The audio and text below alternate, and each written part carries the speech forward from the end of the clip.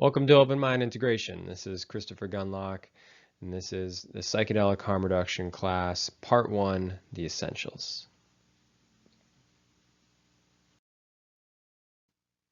So there are 12 parts to this whole course. Please check them out. You can watch them one by one or get the whole package, openmindintegration.com.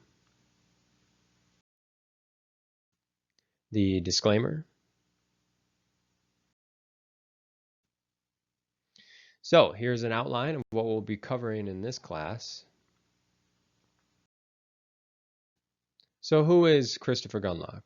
And this is partly here for obvious reasons, but it's actually a big integration lesson to always be aware of the inevitable ego biases. Since I am speaking through my ego in all of these talks, I can only really be myself. And my hope is that if I can tell you a bit about who I am, then you can interpret what I say in an appropriate way where you can find the truth that resonates with you. So here's my educational history. Integrated medicine, mathematics, physics, meditation, a little bit of traditional medicine thrown in there is mainly what I've been studying. So my work experience actually had been a lot in education before I started really making a career out of psychedelics. But the last 5 years, that's where I focused very much on the psychedelic community. In particular, I got started with event organizing, community management, a lot of the networking that resulted from the exposure in the platform, branched out into global psychedelic society groups, decriminalized nature, political campaign, psychedelic peer support line Fireside, and my own kind of local integration space, creator spaces, where I also spend a lot of my time and working on staff as an operations manager there.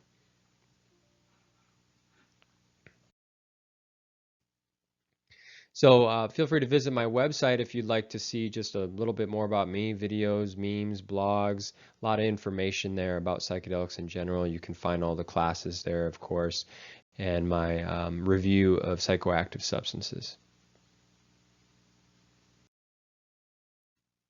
So for folks looking for more personalized support, psychedelic preparation, integration, coaching is something to check out.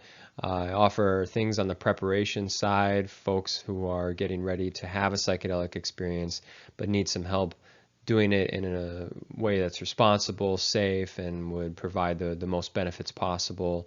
One of the features there is I have a great trip sitters network where I can match people up with someone who's experienced in guiding folks in a particular manner that they're looking for. Then, of course, the integration side is just an ongoing support in helping people just bring some accountability to getting the messages from their experiences into a manifested reality, something sustainable, something that moves them forward in terms of growth. So I love helping people out. Please let me know if I can help you. I have a meetup group, meetup.com, Open Mind Integration, offering free events there. One of the free events you'll see periodically is the themed psychedelic integration circle. It's a great way to just listen to other people's stories, get some perspective, share your own perspective, ask questions, just get to know the psychedelic community a little more. I offer legal plant medicine ceremonies. This is ever expanding. I work with some trained facilitators, training some of the ancient traditions and offering a fusion of our more contemporary experience here. And we do this very safely. We do this very responsibly. Of course, applying as many of my own teachings to these practices.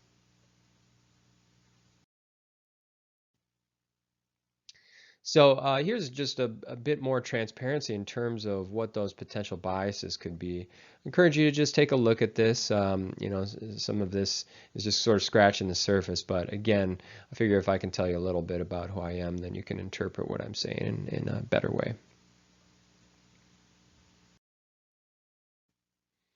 All right, so your prior knowledge. Priors in cognitive sciences are a huge part of how they understand how psychedelics work. And so you can think of it as what is your starting point for where you're potentially going to be growing or expanding from in your perspective. And this is going to help a lot in helping you understand where are you more likely to go with your experiences, and where could you go? Like what parts, what angles could you maybe be missing or be blind to? So please consider all of these, and of course there's many more too. This is just kind of what came to mind for me. And the lesson from this is really just respect what you don't know. Respect that your perspective is inevitably biased, is inevitably based on a certain set of experiences and a personality. But that doesn't mean that your perspective is necessarily superior. Of course, the ego does a really good job at convincing us of that. But the truth is that the more you explore and see from different perspectives, the more you see that, yeah, we're all just part of one big experience that can be looked at from many different angles. So again, this has a profound impact on your mindset and your resistances to certain things. It helps to just keep the whole picture in scope, right? So you don't fall into the traps of the ego and thinking that you've got it all figured out and that there's nothing more, or that someone else's perspective is invalid just because it's different.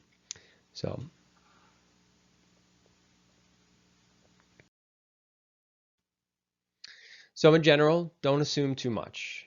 Certain things you can know for sure, right? But psychedelics can very, very quickly show you there is a world, a universe, a multi-dimensional universe even, beyond what you were previously aware of. The truth is, it's infinite. This is an infinite frontier of exploration of consciousness.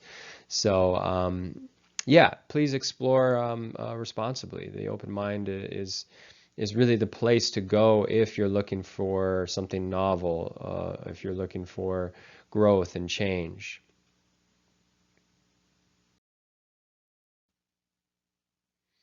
So this next part I wanted to touch on in the first class because this is often going to be a starting point decision for folks just coming into the world of psychedelics.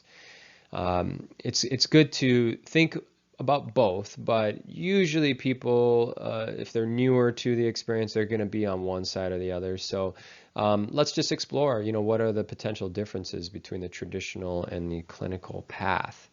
And to start, trusting the plants and the fungi and the animals, wherever the medicines are coming from, is really where the knowledge is in terms of traditional medicine. Clinical medicine, though, it's all based on, what the doctor says. And doctors are scientists. They're basically drawing on the research, the empirical scientific method, way of figuring out what is true. And another contrast is tradition itself, obviously in traditional medicine. What has been done over generations? What's been passed down? What has stood the test of time? What just works? It's very pragmatic if you think about it. It's just sometimes these traditions can evolve over many, many, many years, and so the amount of wisdom and the really understanding why they do the things they do may be very hard. Whereas in the clinical realm, they know exactly how they know what they know, right? It's all based on statistics and data and extrapolation, interpolation. It's all about the measurement, ultimately. That which you can measure is what they trust in clinical medicine. But be very aware, though, of the limitations in that. You might be able to be very sure about one variable at a time, but the world is infinitely many variables. So science can only really understand one thing at a time very well, whereas the truth it's much bigger. So another contrast, participation. So those who get to participate in a traditional medicine experience or ceremony or something, it's just based on intentionality. Are you there for the right reasons? Are you there to respect the tradition, the plants, and the rituals. Whereas in clinical medicine, the emphasis is much more on safety, screening for, expected results that they're looking for, what's your diagnosis, many very, again, scientific factors. Side effects. Side effects with traditional medicine, well, there really aren't any. It's not really a concept in traditional medicine. The effects are just all packaged together. And even if some of them might be unpleasant, there's an understanding that it's there for a reason, and that the plant's intelligence of how it puts together all of its individual components, there's something bigger at play there. There's like a personality to it. Whereas in clinical medicine, medicine has a very different definition in general. It's not plants. You can't use a plant in science. You have to use individual constituents of a plant, individual molecules, compounds. And so that's how they come to the conclusions of minimizing side effects, because it's a much more precise, pointed approach to the desired results. So anything that isn't the desired result is a side effect, and there are a lot of them with clinical medicine. Kind of the whole art of clinical medicine is managing the side effects. Is it worth having the side effects or not? The container. So the container in traditional medicine, typically more natural. They do a lot of outdoor stuff. It's being part of nature is actually a really helpful element of the ritual and ceremony. Whereas in clinical medicine, again, we're trying to minimize the variables. We're trying to zero in on a certain expected effect. And to do that, really, the more sterile you can get it, the better. That's, of course, the extreme end of clinical medicine. Spiritual integration in traditional medicine is huge. They're not using science in traditional medicine traditionally. So what do they use? Well, it's a spiritual understanding, the higher awarenesses going beyond what your default ways of thinking are. The primary tool with clinical medicine, though, is science, as I've elaborated on. So where are they taking these medicines? In traditional medicine, it's in the community. Everyone kind of does it together. It's out in the open. There's a lot of kind of open door policy situations going on with the medicines, and very, very integrated into the rest of society. Whereas in clinical medicine, it's very partitioned. It's under much more controlled circumstances, separate from everything else, under a different set of rules even.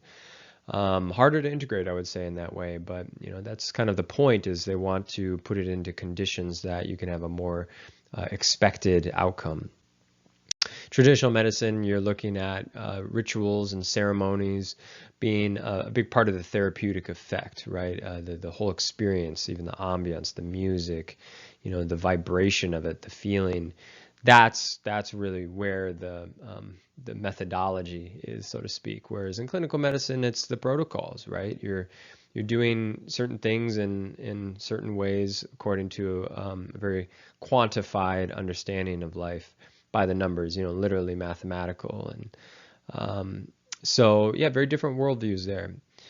Traditional medicine is old. It's the longer it's been around, the deeper it is. Whereas in clinical medicine, it's all about what's the newest, most upcoming, the latest science. And science has only been around for about 300 years in the first place. So it's all a very new endeavor. All variables all the time. It's traditional medicine, it's in contrast to the scientific method, which is to isolate one variable and how that is affected by other things, and studying things one variable at a time.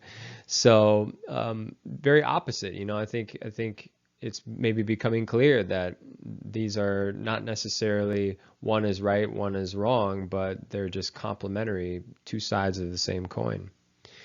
The symbolic naturalist worldview, the way you talk about traditional medicine is not with numbers and equations. It's like the elements of the earth. It's the spirits. It's the color, the feeling, what your senses tell you. It's the symbolism, the archetypes, right? It's a very qualitative, to say the least, way of looking at things. Whereas clinical medicine is the exact opposite, right? It is about the numbers. It's all about how can we be sure it fits into the equation, right? So very opposite. Coming at this polarity from another angle, you can think of who participates and how do they get there as a contrast between the traditional methods of more, again, that open door policy being more about just, how much are you showing up, like authentically and with respect, and whereas clinical medicine, they'll take you as long as you follow the rules. It's not as big of an issue if you don't believe in it, or it's just about getting you through the protocols. So yeah, very, very opposite in that way again. Spiritual openness, I would say it's not necessarily a requirement with all traditional medicine, but that is really the main tool of understanding how things work the way they work, the pattern recognition. Whereas in clinical medicine, there's really no place for a spiritual worldview.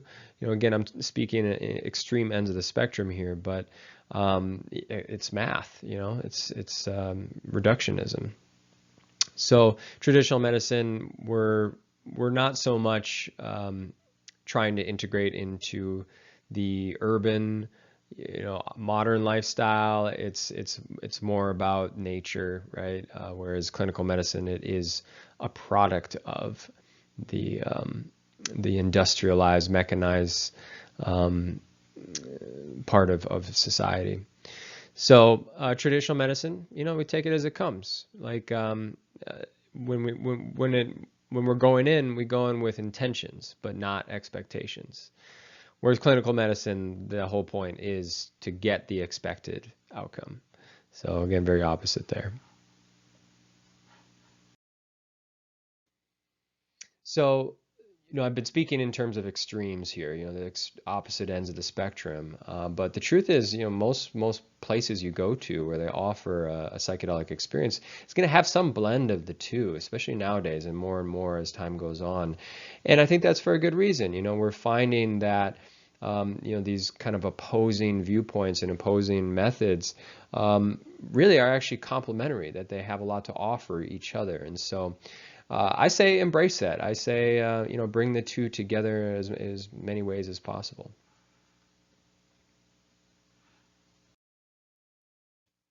All right, the psychoactive substance index. So we'll be going over my personal reviews of each of these substances here. And so yeah, feel free to check out the ones that you're most interested in. So I'll start with just a quick explanation of the metrics that I'm using. When I say potency, yeah, obviously talking about how strong it is, the effects, but I am trying to consider a wide range of extraction methods and different forms of the drug, and so just keep in mind that the ratings you see may change depending on how you take it. Duration, similar thing, I try to consider a range of methods. When you take it orally, it usually lasts longer than it does if you were to smoke it or inject it. So yeah, keep in mind all the many factors that can affect duration. When I say integration, I'm talking about the potential for benefit in everyday life. How does it affect you? How does it potentially change who you are in intentional ways? And this is, there's a lot of ways to measure this, of course. Ancient traditions have their own ways of doing it. More modern scientific therapeutic methods have their ways of increasing integration. And obviously a lot of what, or really everything I'll be talking about is involving integration. And then risk. This is the only metric that you would want to have a lower rating on. So obviously physical, psychological, spiritual harm, in as many different realms of harm as I could consider. Convenience, I'm referring to how easy is it to take the drug. And I'm trying to account for the most common methods people are using here. And then access, that's referring to legality, the prevalence, availability, demand, supply, demand, the safety of procurement, all of those things. So we'll start with LSD. It really kind of sets the bar in a number of ways. It's extremely potent, lasts a long time, very high potential for integration, for better or worse. And the convenience of taking the drug is probably unparalleled, to be honest. If you had the liquid form, you could take it on your skin and it would get in you. So be careful with that. But yeah, this is actually a fungal medicine, comes from a fungus, but is a chemical, a synthetically derived chemical, and one that does take a little bit more work to get to that final product than most psychedelics do. In that way, I like to call it sort of the designer drug of psychedelics. You know, it has very, very low side effects. You know, it's extremely potent, lasts a long time. You know, it has all these like technically impressive qualities to it. But you know, it didn't come along until, you know, later on in human evolution. You know, it's very much the modern psychedelic, and I think a lot of the qualities very much mirror that essence of it. You know, there's no tradition really. You know, the tradition was in the hippie revolution of the 50s and 60s. But you know, how people use it now, it's however they want to, and that's kind of the dark side of it too. Is it's easy. It's anyone can just put it in their mouth and there they go, on their way. And like I said, for better or worse, because the LSD, the potential to change your perception is extremely high. I've met many people that have convinced themselves of things that were so far from a grounded, you know, truth that you wonder like how they got there. And again, for better or worse, sometimes if you do it in an environment or something happens to you while you're on the drug, it can really set you on a course that's hard to get back from. So please be careful with that, especially in those higher doses. You know, microdosing with this, very safe. You know, the side effect profile is extremely low. It's one of the safest psychedelics out there physically. But yeah, once you get into those higher doses, you know, 300-400 micrograms, you're pushing the envelope in terms of who you're going to be on the other side. So please be careful with this one.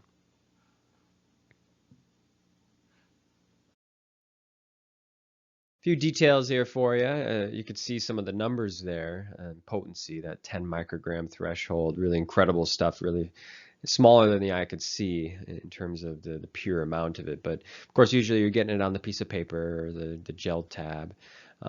Even if you had the liquid is always diluted. I mean, getting pure liquid LSD, uh, you really wouldn't want to have it, to be honest. It's quite a risky substance to have, and because when you think about it, a single drop of that would be like 1 milliliter, 1 milligram, and there's 1,000 micrograms in 1 milligram. Therefore, you've got about 10 solid full doses in a single drop of this substance. So really incredible when you get down to the numbers there. Definitely want to say, you know, potency is going to be affected very greatly by tolerance, especially with LSD. You build up a tolerance real quick to this stuff. You know, there's people, they take it like 3-4 days in a row. They're getting up to 10 strips and 15, you know, 15 hits at a time. Like you can handle quite a bit. So, you know, somebody tells you they took a 10 strip, that doesn't necessarily mean they tripped that hard, because they could have been taking, you know, 3-4 the days before, and you're going to build up tolerance real fast. So 400 micrograms, if you're on a fresh level of tolerance, yeah, please be careful. That's going to rock your world for sure. There are very few people, I think, have the kinds of resistances to not be profoundly affected by 400 micrograms. So be careful. Duration, and we talked about, it's definitely a long one. It sticks with you. Usually what you're seeing is 10, 12 hours. But people, you know, if you're taking those higher doses, it can get augmented a bit. Integration wise, definitely mentioned the neuroplasticity. There's actually a lot of good neuroimaging and some studies looking at individual neurons and noticing the little spikes in synapses are growing on the neuron branches. So LSD, when you compare it even to the other psychedelics, it's a quite high amount of neuroplasticity there. So really an interesting one. And that goes along with the risks, though. With every great power, there comes some responsibility, and this is kind of that black stallion of psychedelics, to be honest. The problem child, because it is so powerful, it sticks with you. It just like really, really goes deep. So you better know what you're doing with it. It's unfortunately ironic, though, that it's one of the most abused psychedelics. Of course, there's no tradition to it. There's no real deep cultural understanding or even acceptance of it. It's one of them. And speaking to the level of access and legality, it's one of the most feared psychedelics by law enforcement. Law enforcement, they could usually care less about things like mushrooms, but when it comes to LSD, that's a hard no. It's right up there with all the other hardcore stuff. So I don't expect to see this one legal anytime soon. I mean, even decriminalized would be quite something. So yeah.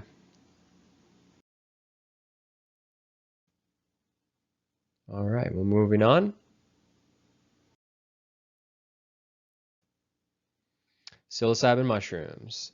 So this is one of the most common and well accepted ones. The availability of this is just exploding these days, and I think for good reason. It's again one of the safest. I would say even safer than LSD in terms of the physical contraindications and risks.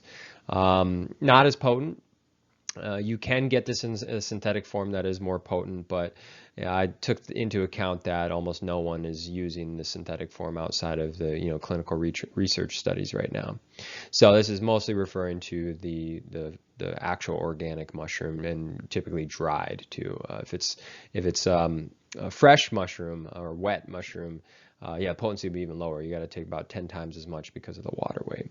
But anyway, yeah, this is very common. It's everywhere. It grows in many species, and not even just psilocybe mushrooms, but the Copelandia mushrooms. There's a wide variety of psilocybin-containing mushrooms out there. It's not just the cubensis, the golden teachers, the ones that you're typically seeing. There's incredible exotic varieties that have even greater amounts of psilocybin in them. And oh yeah, and another thing to note, psilocin is most often in equal or greater concentrations to the psilocybin. So these are two very similar compounds. I'll say more about that in the pharmacology of psychedelics class. But yeah, they both do a very similar thing, and one just breaks down into the other anyway. But they can have different effects depending on what kind of mushroom you're taking. So the duration, it's lasts a fairly good amount of time. The integration potential, I did do one notch down from LSD because I just tend to see people changing to a greater degree with LSD, especially again in those higher doses. With mushrooms, it certainly can have a huge impact on your life. I just don't see it as often. And also, I mean, given the potency, it's harder to take those really big doses. Even just getting it down in your belly is a little tricky for some people. Pretty low risk, mushrooms, very non-toxic, low cardiovascular stress, very little medical contraindications. This is one that a lot of people are taking while they're still on their psychiatric meds. The microdosing especially, very, very safe, very safe. Pretty convenient. It's orally active, water soluble. You can make teas, you can put it in food, there's all kinds of ways to take it. And for a lot of these reasons, it's where beginners usually start. If they're just interested and curious, this is a good place to start. In terms of access, like I said, psilocybin is exploding. There's commercial markets now, even in the United States. As more states decriminalize and legalize, we're going to be seeing this sweep in the country for sure.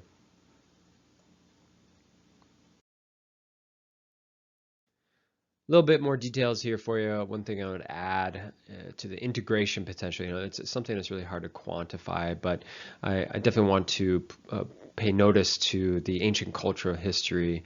Mushrooms is probably one of the oldest psychedelics. I mean, some people even theorize about, the stoned ape theory, where our ancient ancestors would have, even accidentally come across psilocybin mushrooms, and it potentially expanded their minds. It accelerated their evolution to some extent. And so there's quite a lot here. The psilocybin mushroom, it's a lot of symbiotic characteristics with the human species, and a lot of potential. It's something that I expect to really evolve as we evolve, and its usefulness. And I mean, even in modern times, the symbiotic relationship is already showing itself. It's a very popular mushroom. There are a lot of different uses for it. A lot of different people find it interesting and helpful, or at least in the very least fun. Right, this is definitely one of the more fun psychedelics out there. But for that reason, though, I place a little bit of risk on it. It is low compared to the other psychedelics, but I think it's notable to say that it's easy to kind of misuse this one, because it's another one of those you can just kind of pop in your mouth and you're on your journey. But without that ritual, without that preparation and intentionality, yeah, I've definitely heard a lot of stories of people getting smacked in the face by mushrooms. You sometimes don't expect it to show you something that's difficult, but it definitely will do that eventually. If you allow your ego to let go enough. And that's, of course, always the big factor, is how much your ego is resisting the effects. So other than that, accessibility, definitely expect this rating to go up, I think, in the very near future. Legality and decriminalization access is expanding exponentially right now. So, yeah. And we'll move on to the next one.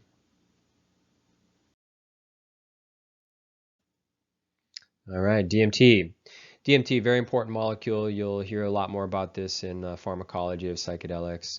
But this can be isolated as a compound and taken in a number of ways, usually smoked or vaporized, but can be injected as well. Can also be prepared in combination with the monoamine oxidase inhibitor, famously used in ayahuasca, yahe, changa, yopo. Plant preparations, traditional medicine figured this out a long time ago, and DMT is everywhere. It's really, truly all over the world, probably in your backyard, and probably in your own body right now, just in probably very, very small amounts that you wouldn't notice. But a lot of reason that folks are arguing that DMT is an endogenous neurotransmitter. Again, I'll say more about that in the, I believe it's part 2, the psychedelic harm reduction course. But yeah, there's really so much to say about DMT. Extremely important molecule, very profound, really the foundation for many of these others. If you look at the little molecular structure there, you'll notice that's very similar to psilocybin, even LSD. And then even you'll see serotonin is a derivative of it. So in terms of, potency, it's pretty potent, doesn't last long though. That's one of the main features of DMT, is it's metabolized extremely quickly no matter how you take it, unless you add the monoamine oxidase inhibitor. And that's really kind of the secret with the traditional medicines that involve DMT. But integration wise, this, and by the way, this metric that I'm putting in, integration, probably the most subjective measure. There's no way to quantify that. But basically, I'm just taking my observations in the community and see how people are using DMT on its own, and seeing how much people are benefiting. Are they able to apply those lessons in a way that's meaningful and lasts long? It's just sustaining them in positive growth. Honestly, I don't see it as often. Definitely not as often as psilocybin, LSD, ayahuasca, which we'll talk about. And also for similar reasons, I put the risk up pretty high. This is a high risk one. I think, especially in how prevalent and easy it is to access nowadays, DMT can radically change your perception of reality very fast. And if you're not ready for that, if you don't know what you're getting into, you could very much hurt yourself. Not in a physical way, but yeah, you may have a hard time after that. So a lot to say about that.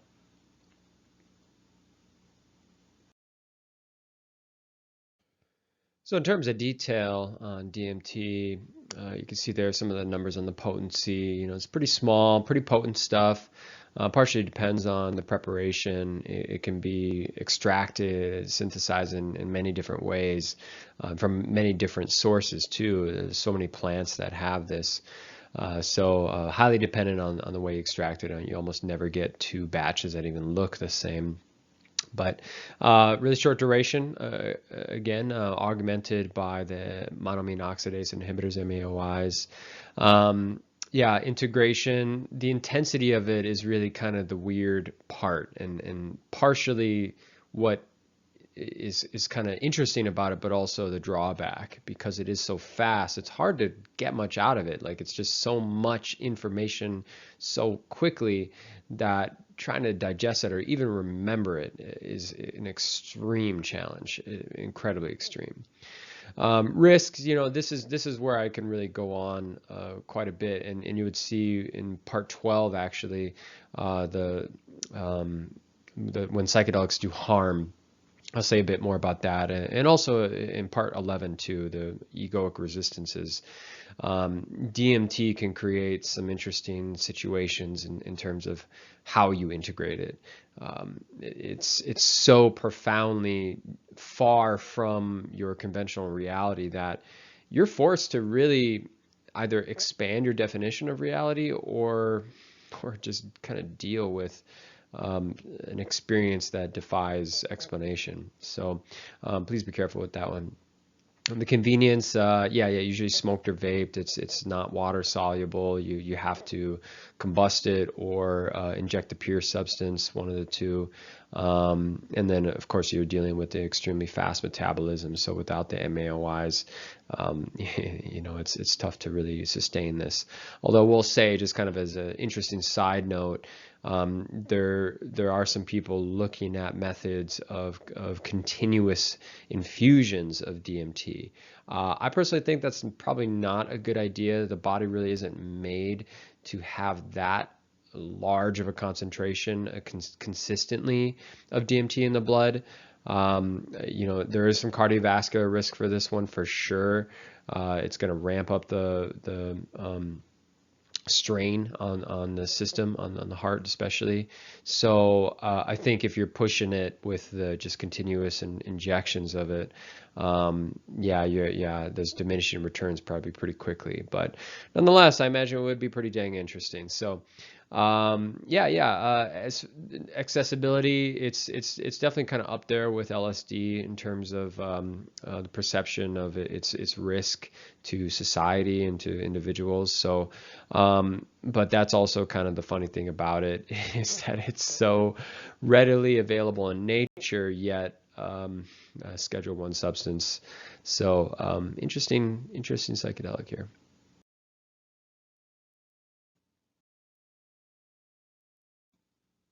All right, ayahuasca, yahe, the vine, the sacred vine, the grandmother, the grandfather.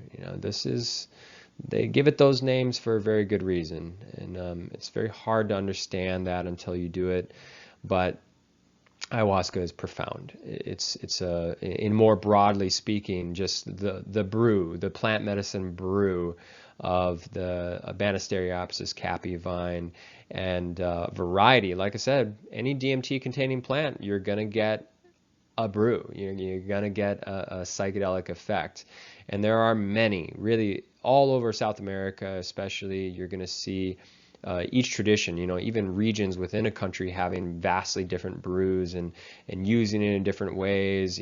This is a whole world of medicines in itself. So please take your time to look into this if you feel a call to it. It's a very serious medicine, but the potential for benefit, as you can see, my integration rating, I put it on the extreme, because ayahuasca can change a person dramatically, hopefully in a good way. And again, depends on how you do it, but please take this one seriously.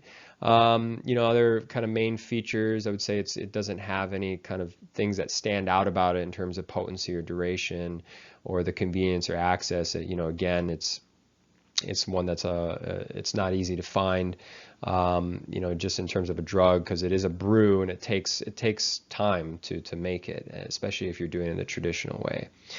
Risk, I did put up at a high risk. This is not one to just play around with.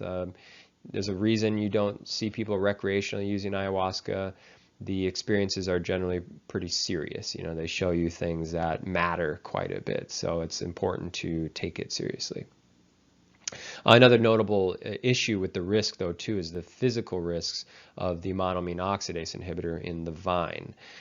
That has a lot of contraindications, particularly with serotonergic medicines, but medicines in general tend to get potentiated quite a bit because it inhibits the metabolic breakdown of many substances, particularly tryptamines, which is what you get in most of these psychedelics. So please don't combine ayahuasca with really anything if you can. There's some things that are not as serious, but just be careful. And you'll hear more about this in the When Psychedelics Do Harm, Part 12 of the course.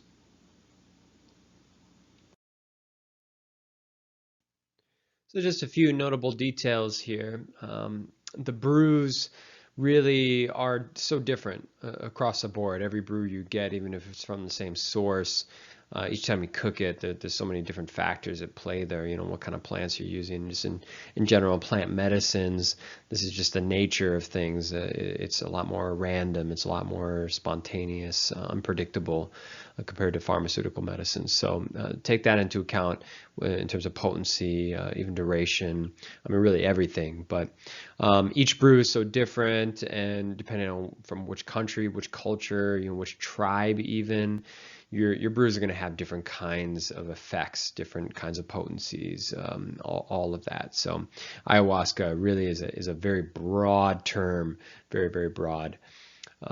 Integration, this is something, again, I could say a lot about. There's really so much to go into that I couldn't do justice at this moment, but just understand that it's such an important part of so many cultures all across the world. And that's really kind of the incredible thing, is some form of like tryptamine plant combined with the monoamine oxidase inhibitor. That blend has been discovered all over the place, in completely separate cultures are figuring out that they can get this really potent medicine, just deep experience when you combine certain plants together. So no doubt that there's a reason why humans have been discovering this and all over the world. So a lot of significance there. You're really just gonna have to try for yourself to understand that. But risk, purgative side effects, psychological terror, I don't use those terms lightly. I really mean it. Like, it's possible for sure. And to be honest, sometimes it's necessary. So part of this medicine is showing us the usefulness in the entire range of our human experience of consciousness, and that sometimes going to those dark places really is important and helpful and useful and critical to your growth. So if you're not in the right kind of environment to handle that, and if you hadn't had the preparation, it can absolutely do harm. It very much so. It can create what I call, psychedelic induced trauma. So please be careful with that. But if you do it in a serious way, it can potentially be extremely beneficial. Convenience, it's a brew. I mean, you drink it, so in that way it's convenient, but most people have an issue with the taste. It's got a very earthy, strong flavor. I personally don't mind it. I mean, each one is a little different. Some of them are better than others, but it's also just kind of it's a concoction, right? You got to know what you're doing to get something that works well and is palatable. So that's kind of what I mean by convenience there. And then access, of course, it's a Schedule I substance, so not very readily available.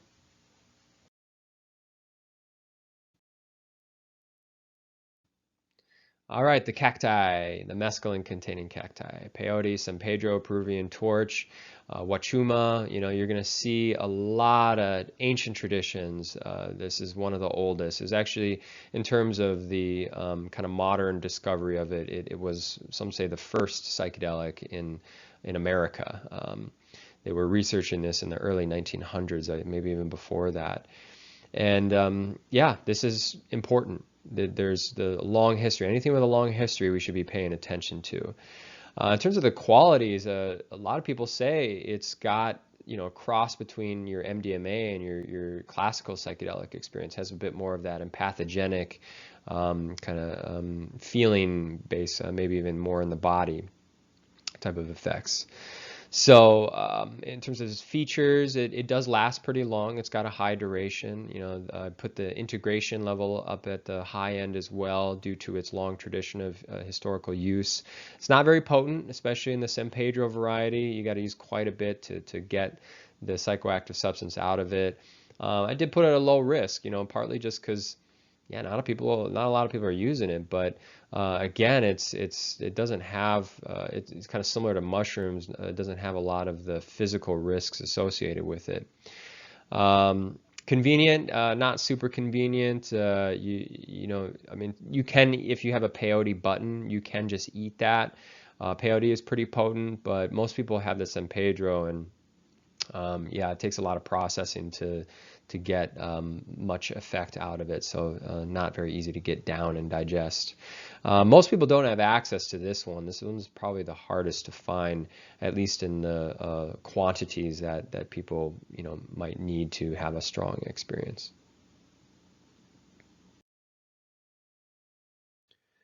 So in terms of detail, I actually don't have a lot to say about this one because this is one of the few psychedelics I have not tried myself. I really look forward to getting engaged with some traditional ceremony around this one. There's a lot of rich history with indigenous folks, even here in the United States. Native Americans, obviously, this has been a huge part of their history. And, I guess I would note on that in terms of legality and stuff. Unfortunately, there's a pretty ugly history around peyote, especially the United States government.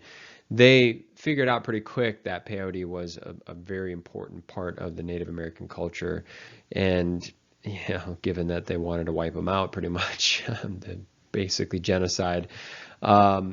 Yeah, they went after the peyote. Yeah, and peyote to this day has kind of a special standing in terms of our Controlled Substances Act that governs the legality of substances and even plants.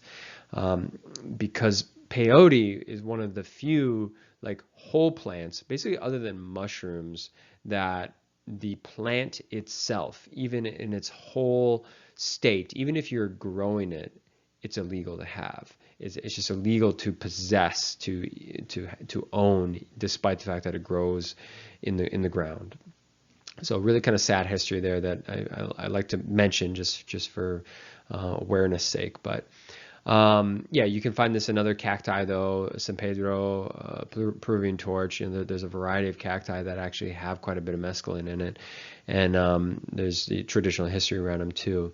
But yeah, since you're seeing it in those other cacti too, it's not as potent. The preparation affects the convenience rating there. It's not terribly convenient unless you have it in the pure form.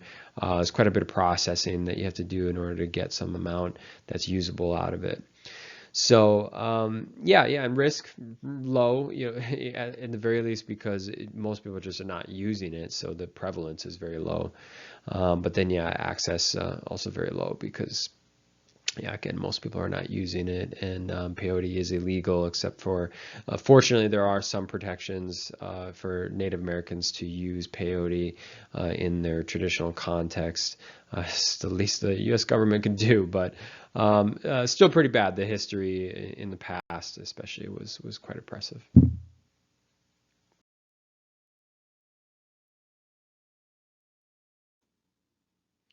Salvia divinorum, or the compound Salvinorum A. This is a beautiful one, one that I don't think gets enough attention, to be honest. The potency, as you can see, I put up in the extreme, and that's referring more so to the extractions, the pure substance. And other than LSD, it's the only one I put in the extreme rating because it really is that strong, and which is funny that it gets overlooked so much. Salvinorum, it's not like the others. People put it more in kind of a neuronetics as opposed to psychedelics, very dream-like effects. It doesn't have as much of the like trippy, fractally colorful patterns to it, but very psychedelic in its own way. Very strong. A lot of ancient cultural history to this one as well. And I'll say that my integration ratings are, partially based on the historical use, but again, here's where my own personal bias is coming because I just don't see many people using this. I've only really met a handful of people that are big fans of it, and I think maybe only I don't know, one or two people that know anything in terms of how to do it beneficially. That being said, I think there absolutely is ways to use it, and I hope that as more people get into this world of plant medicines, that this will be better understood and the understanding will spread more.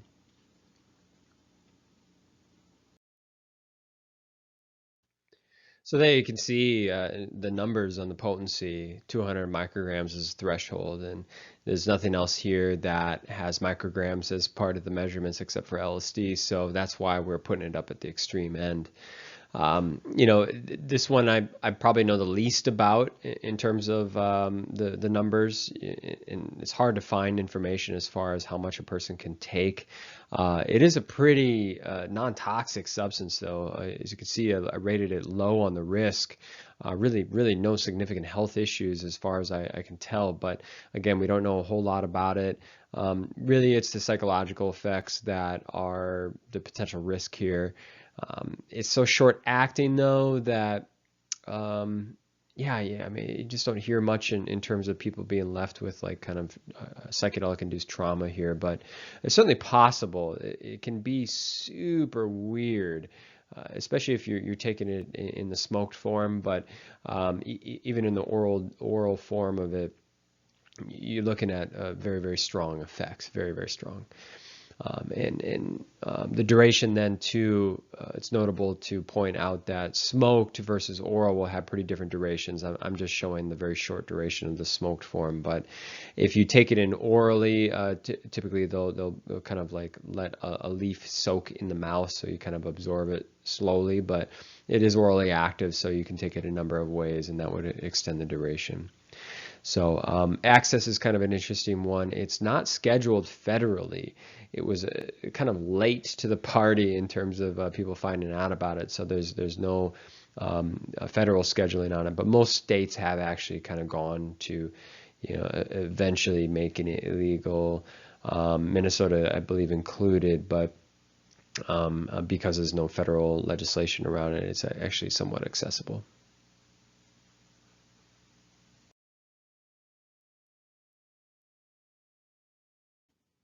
All right, ketamine's definitely made a splash recently. Very common in clinics now.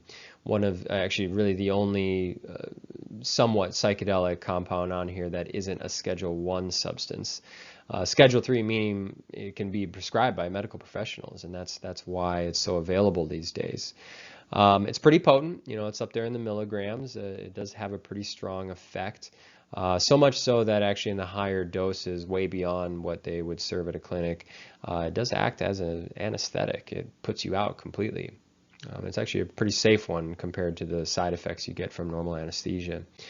Its integration, this is again based on what I've seen out there, and I think due to it being in the clinical realm, the practices and the kind of training, the medical training has been able to really get a hold of this one more and do it in a way that has a bit more efficacy. Certainly, like all of these, it depends on how you do it. Some clinics, they really don't care, and they're just kind of blasting people off and crossing their fingers that they'll get better. But you really need to combine this with some sort of psychedelic assisted therapy or integration therapy or something like that. It's pretty convenient. You can take it in a number of ways. It's orally active. A lot of times it's injected. And then it's access, obviously, because this is a legal one. It's pretty high access. It's expensive, but yeah, I mean, you can go get it right now if you want, as long as you get through all the screening, the medical screening.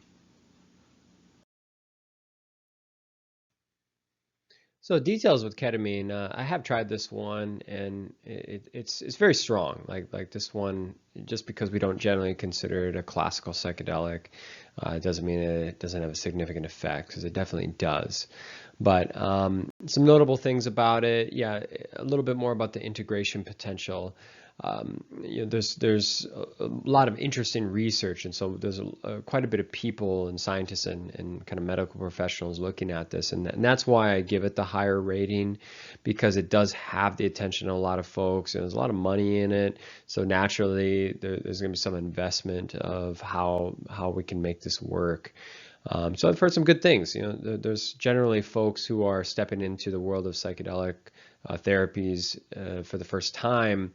Ketamine can be a nice stepping stone, because it actually has this kind of fairly anxiolytic effect, or anti-anxiety effect to it, where it shuts off certain parts of the brain. I believe that it has an effect on the amygdala, the fear centers, the parts that kind of ramp up when you're going into something new and weird.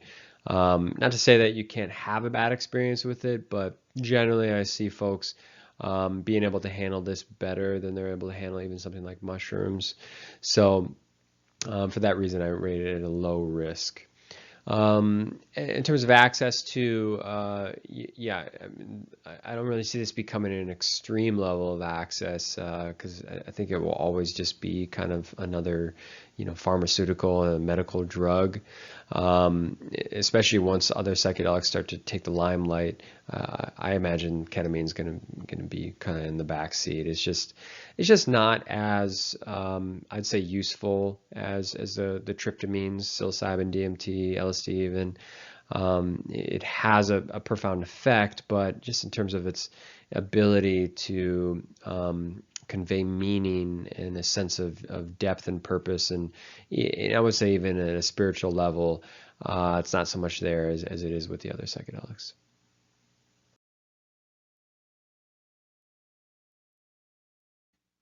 All right, iboga. This is a very important psychedelic, and another one that all too often overlooked and underestimated. It's not one I've experienced myself, but I've definitely taken the time to understand where this one fits. And especially in the traditional cultures, this is an old African psychedelic from Gabon, and it is regarded to be up there. It's like on the level of ayahuasca in terms of, how important it is to these cultures. And so the other significant thing about this, though, is now that there's been some research and some use in the Western countries and other parts of the world, we now understand and see that this is maybe the only non-opioid drug to actually treat withdrawal symptoms of opioids. That's a big statement. Obviously, there's a huge crisis going on with opioid addiction. It's very hard to do anything about that, but there's people making some major strides in their addiction issues with ibogaine. So it's used in many other ways, though, too. A lot of people are finding a relief from addiction in general. So, I'm ranking this one at an extreme level of integration. It's a very serious medicine. People, people I've talked to who have gone through it, their lives are different. And again, the way you do it is going to affect that, but the potential for it is definitely there. The risk is extreme. I don't take that lightly. I'm reserving that extreme rating only for a few of these psychedelics, because ibogaine is one that has a cardiotoxicity that is well known to be reckoned with. You can navigate it well. There's an understanding of what factors can make that likely, and if your practitioner is doing a good job, they'll be able to coach you through that and screen appropriately. So yeah, please take this one seriously.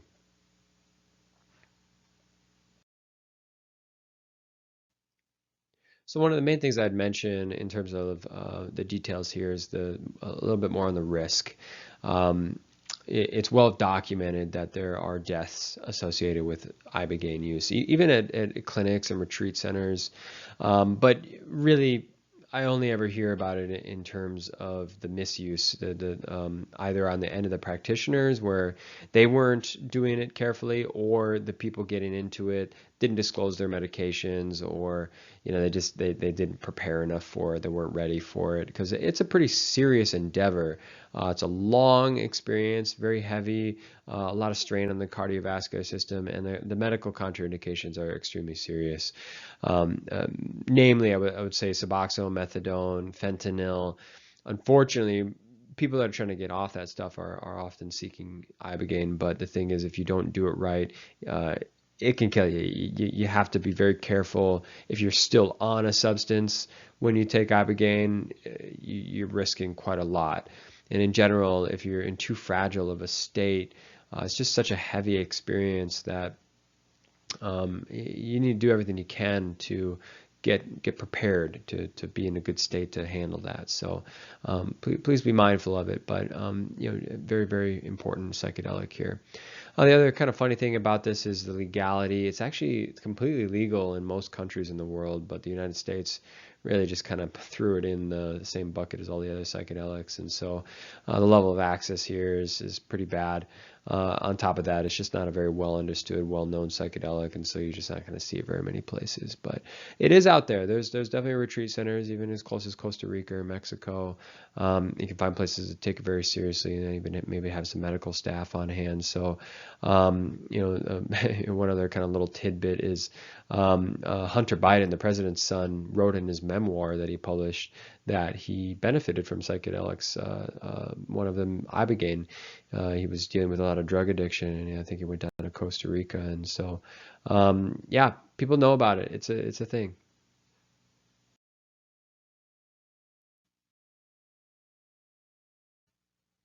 5-MeO DMT, also the main active ingredient in the Bufo alvarius toad secretion, the toad venom, the psychedelic toad.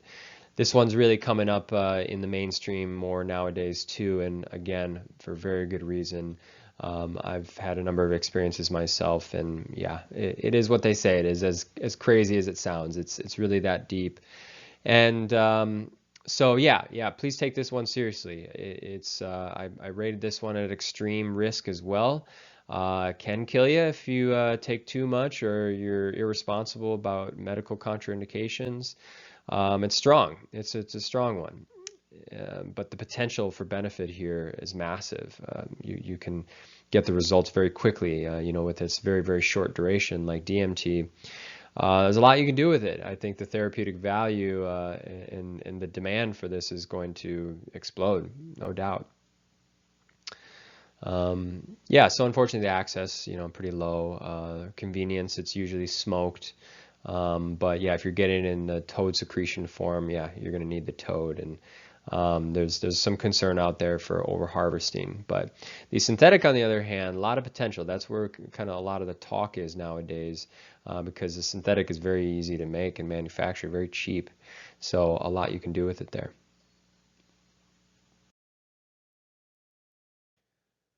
So a few more interesting details about 5-MeO DMT, or the Bufo toad. Um, the changes that it causes is kind of the thing that people talk about, how quickly you can really have a therapeutic effect, a long-term effect even. Sometimes people change, completely. They do a 180 in terms of their perception of life and their beliefs and their trajectory, their habits even. Certainly there's always a need to put some attention and be mindful of integration so that you don't just fall back in the same patterns. But 5-MeO DMT, it's quite a special one. If you can do it right, and a person can give into it, the surrender is a big deal with this one. Then wow, yeah, you can really come out with some potential benefits that are fantastic, really, really fantastic. But of course, anything potentially beneficial has a very high risk. This one is no exception. If you fight it, the resistance, egoic resistance, which part 11 of the psychedelic harm reduction course here, but this is a big one. 5-MeO-DMT takes you really, really far. It's unlike most psychedelics. Even the senses, the observation of phenomena, it can take you beyond that, even where there's nothing. There's a kind of a lack of existence, even a total return to the total unity experience. And for people that are not ready for that, or not even really accepting of that, it can be very confusing. It can be very scary, to be honest. So that's a lot of where the risk comes from. But on top of that, yeah, it does have a bit of a higher cardiotoxicity compared to other things. And because you can smoke it, especially in the potent forms of it, even just the toad venom in itself, it could hurt you. It can make the heart be strained a little further than what some people can take. So please be careful with that. Other than that, accessibility is pretty low here. Not a lot of natural sources. Really, is mainly just the toad itself. So if you don't have the toad, then you're looking for the synthetic, which is just not very common in the black market.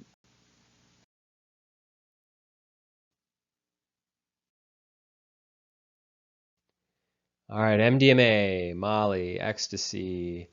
Um, This one is not always considered a psychedelic, but has a lot of similar qualities, usually more referred to as empathogenic. You're getting more of that emotive, feeling-based, somatic experience, that opening in the body, as opposed to kind of the visionary qualities of most psychedelics. But they're used in very similar ways. This is big in the clinical realm nowadays. It's on fast track to be FDA approved pretty soon, and really kind of break open the world of psychedelics as clinical medicines. This is used a lot in the party scene, though, and that's really kind of where it got its bad rap, unfortunately, because people were doing it recreationally, and which can result in some risky situations. I did just put it at a fair amount of risk. When you really put it in the scope of the other psychedelics, people are generally going to take this better. This is usually where people start if psychedelics, even mushrooms, are just a little too much for them.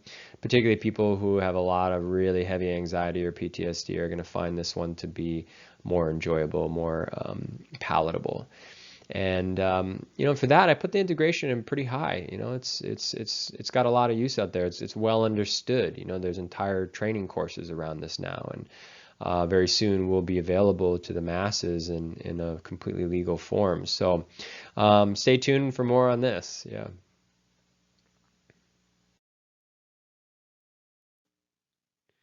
So details I would add about this one: potency. The dose is something to definitely pay attention to. While it's not a very high risk substance in terms of its general use, this one you could overdose on it for sure. Which is different from something even like LSD or psilocybin, where the upper limits in terms of the physical risk of, will it kill you? It's not really there. You can't really die from just the physical effects of many psychedelics, but MDMA, absolutely. Even under a gram, those doses, 400, 500, 600 milligrams, very high chance of stopping your heart. So please be careful with that one. Other than that, its risks are that rating was a little bit tricky for me to do, because nowadays especially there's growing prevalence in the clinical use of it as opposed to recreational. Recreational obviously is going to be a higher risk, but I was trying to take into account most, so the average way people are using it. And now that people are using it more responsibly and more therapeutically, I think the risk is lower. But nonetheless, most people are still using it off the black market. You're going to see a lot of impurities, It's hard to know, what's in it. Is there, other stuff that could harm you in it? Powders and pills in general, you got to be careful of. Very commonly adulterated, so please be careful with that.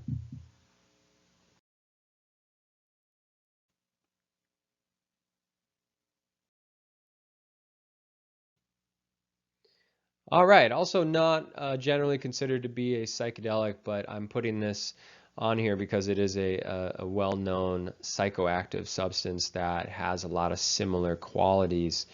This one, not a lot of particularly standout features to it, except for the fact that it's available, right? It's even though it's a Schedule One substance, many states are decriminalizing and legalizing.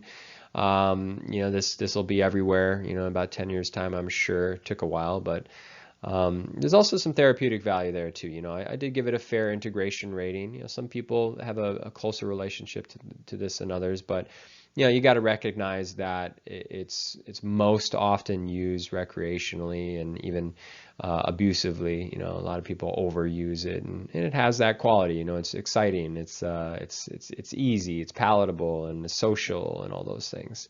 But that being said, there are some great therapies that are being designed around this experience, and given its level of access, it's worth looking into.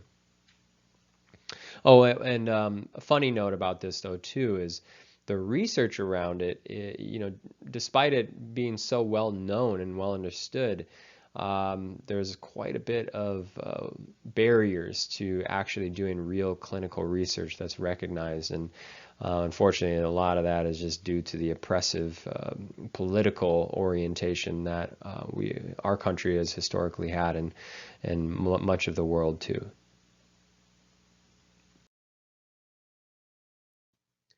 So this one was a little bit hard to rate in terms of potency and even duration too, because there's so many different ways you can take it. I mean, it's big business now. There's so many different forms that are being manufactured nowadays, and depending on how you take it, it's going to hit you differently. So, yeah, just take that into account. The numbers are not super helpful in terms of this.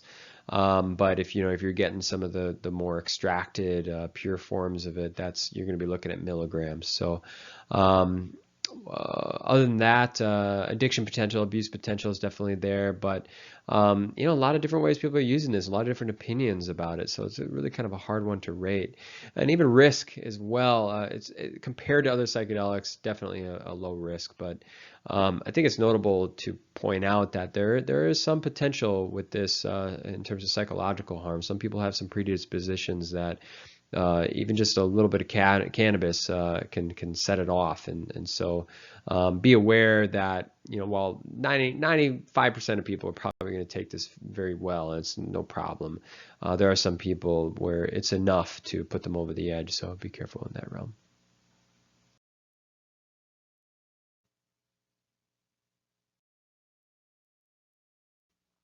All right, alcohol. So obviously not a psychedelic at all.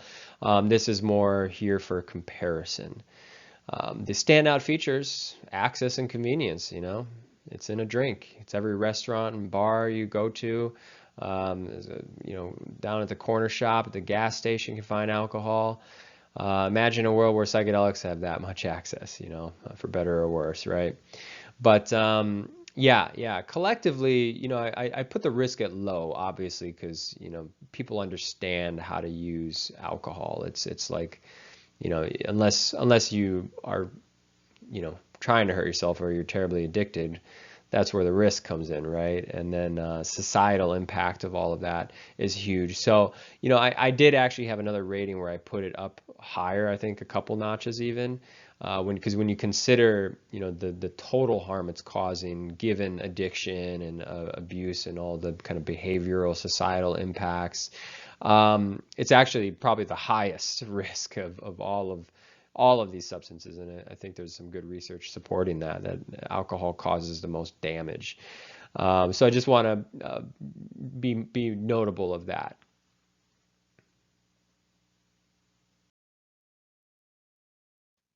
So the only detail I would add here is while I did place the integration level at very low, it's just in comparison to these other substances that I'm rating, which psychedelics I'm very passionate about. There's a lot of potential use for them, but alcohol in the shadow of psychedelics, may not seem as interesting, but I still have a respect for it. There's some therapeutic benefit, I think, even if it is just recreational, like a social lubricant. It clearly has its place in society. Almost every culture around the world uses alcohol.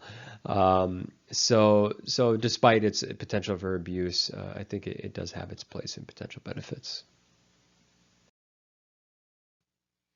Okay, so to round this part out, I want to just point out, the complexities are vast here. I mean, I could have given an hour-long talk about each one of these substances, and there's a lot to say about, where they fit, how they kind of all get used in the most optimal ways, and things to look out for too. So I just wanted to drop a few seeds here. There's more information on this in my other talks, but psilocybin. One common story I hear about this is sort of tough love aspect of it. Sometimes the messages you get aren't what you really want to hear, but you kind of need to, right? It reminds you of some things that makes you a better person, I think, in a lot of ways. It really kind of checks you out. It holds you accountable, and I really love it for that. There is a kind of a cathartic process that needs to happen, though. If you don't go through the tough parts of it, you can't really get the benefits. So it is to be respected. LSD, I could talk about this one forever, but this, as I said before, it's incredible convenience of taking the drug is also its downfall too. It gets used in many ways that are just obviously harmful, and I've unfortunately had to see that damage for myself. Not necessarily on myself, but yeah, very much in the community. It's a big problem. So specifically, I go into self-validation, outside of a kind of therapeutic or ceremonial or even a communal context.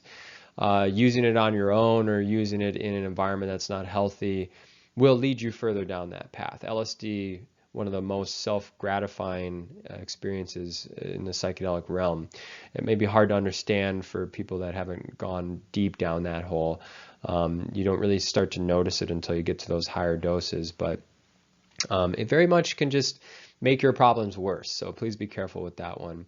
HPPD, hallucinogen persisting perceptual disorder, also notable to LSD specifically. Again, I think that's because of all the other risks it has, because it is so easy to take in the wrong context. I say a lot more about that in part 12, when psychedelics do harm, so check that out if you're interested, HPPD. DMT existentialism. This is another hard one to explain unless you've experienced it, but it's just so far from your standard reality, and it can happen so quickly that it's hard to understand where to put that in your big picture of reality. It really shatters reality in a way that forces you to reevaluate. Forces you to explain it. How do you explain what just happened? So please be careful with that. Again, its level of access nowadays is getting to a point where I really worry that people are just kind of willy-nilly using DMT when it's really one of the most sacred, magical compounds on the planet. Ketamine, it's used very, very clinically nowadays. It does have addictive properties for sure, but in clinical medicine, more so the problem that I see with it is just its plateauing effectiveness. It just tends to, people hit a wall with it. It's the lack of integration potential, I think, is where that comes in. I think the psychedelic assisted therapies with ketamine can really take people far. It's just when you're just taking a lot of ketamine on its own without the guidance, without the very directional intentionality, yeah, it just kind of has like a temporary neuroplastic effect to it.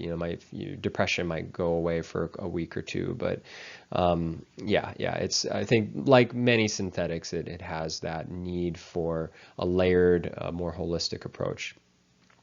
MDMA is a magical compound. Now, this one can do wonders just on its own, but the nature of its experience, transference, countertransference, a lot of how you use it is with people. It's being able to open up, to feel vulnerable around another person. You got to have a good therapist to get through that. Somebody with a lot of integrity, somebody with very clear boundaries. Check out the sitters, guides, and facilitators. Part of the psychedelic harm reduction class, I'll get really deep into how to make sure you're getting a good trip sitter. How to become a good trip sitter, all of those qualities. Ayahuasca, the plant spirit sensitivity. So ayahuasca is inherently plant-based medicine. You can make what they call pharmahuasca or pharmachanga, where you just kind of take more extracted forms of DMT and MAOI. But ayahuasca traditionally is a brew. It's got a whole process in making it that very specific to the traditions. And again, I refer back to the earlier part of this talk of the differences between traditional medicine and clinical medicine. Ayahuasca, it's very hard to remove it from its traditional context. You really kind of have to do it in that context. So the preparation, facilitation, the ritual, the ceremony are kind of baked in. It's hard to separate the two.